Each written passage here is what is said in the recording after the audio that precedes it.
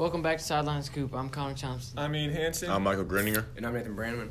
So first topic today is basketball. Obviously their season's over, but you think they can come back stronger next year? I do. I mean, they were very young with the first-year coach, so they're just kind of trying to find the chemistry and kind of get things right. I think next year with the year under their belt, they'll be much better. Yeah, I agree. I think this year is a good experience for maybe a wake-up on the competition they might have.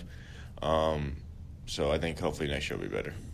But no, so next year, I definitely think since Leland Walker will be a sophomore, I mean, he's a great player. And especially like Charlie Peterson, and those are their two core players right now, and there will be for the next year.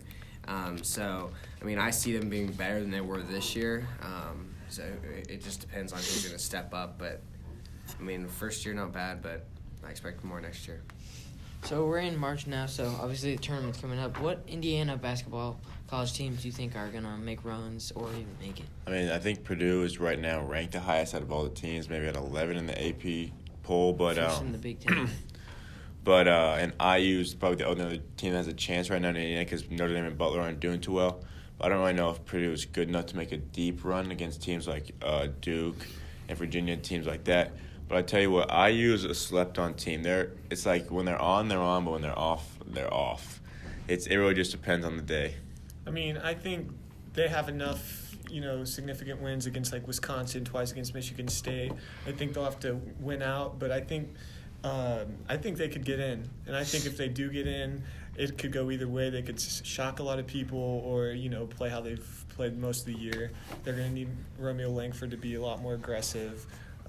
Same thing with Juwan Morgan. They're just going to have to come through in crunch time. Yeah, if IU plays a not so like a trash team, they're gonna lose for sure. I mean, if they're playing a team that they're going pound for pound with, a better team, then that's where we see like we start to actually see like Romeo Langford does have a clutch factor, and Juwan Morgan is NBA talent. So there's like I said, if they play a trash team, they're probably gonna lose. But I see them getting into the tournament, and I think they'll go farther than Purdue will. And I saw a crazy Farther stat. than Purdue? Farther than Purdue. Really?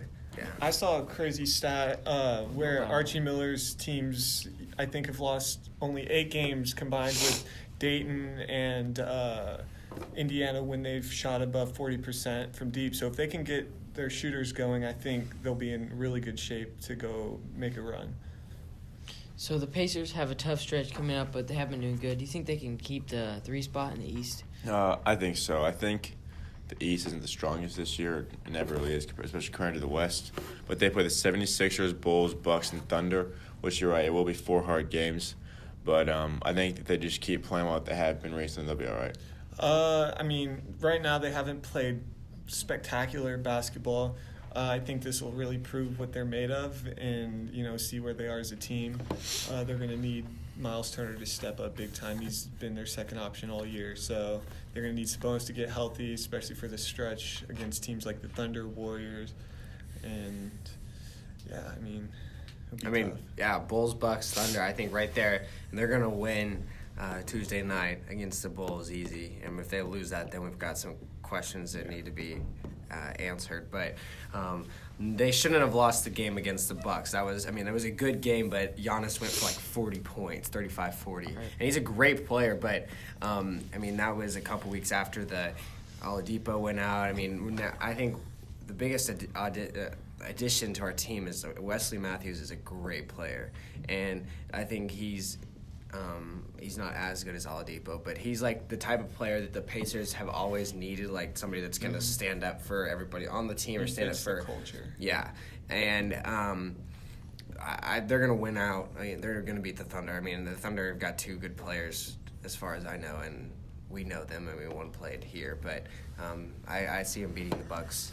And beating the Thunder. And the Pacers have proven they can be good teams. They have wins over the Sixers, the Bucks, and the Celtics, so they can be good teams.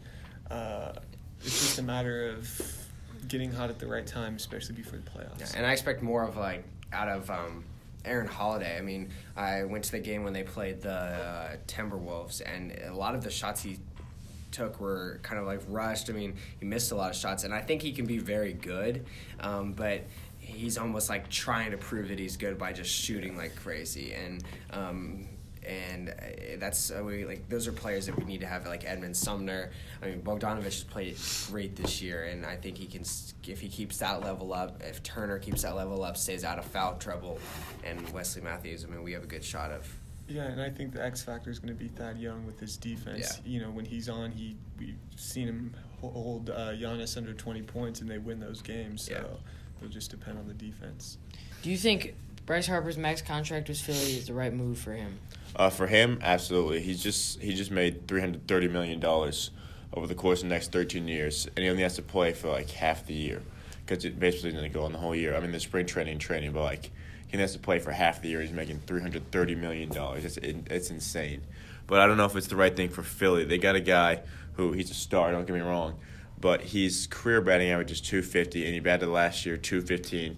Now it could have been a fluke just because of his injuries and everything, but like who knows? Yeah, I mean, I think it's good for him because he's getting paid, but it's just a weird contract because he doesn't have the option to opt out, so he's just kind of stuck in Philly unless he demands for a trade, which I don't think he'll do. But then, you know, while Philly, they're going to be really good, especially with Harper, I just think, you know, if he really wants to try to win a championship soon, you know, go to L.A. Who do you think is the best player in the MLB? Well, hitting-wise? Mike Trout. Mike Trout? Overall, best player. Definitely Mike Trout. No idea. Speaking of Mike Trout, do you think there's Well, any chance at all? But they're not getting as much money as Bryce Harper is. They're not. That's what I'm saying. Bryce Harper's contract is like a superstar contract. I don't think he's superstar talent. I mean, he's good. Don't get me wrong. Man. But he's not. I don't think. I mean, like you said, Philly got the bad end of the deal. I mean, he got the good end of the deal here. I mean, I don't think he's. I mean, let's watch this next season. I'm going to say he's not going to live up to his contract. So then, in that case, we're going to make Mike Trout a billionaire, right? Probably. Because I think Bryce Harper is definitely a superstar. He had a bad year. I mean, he was injured last year, so.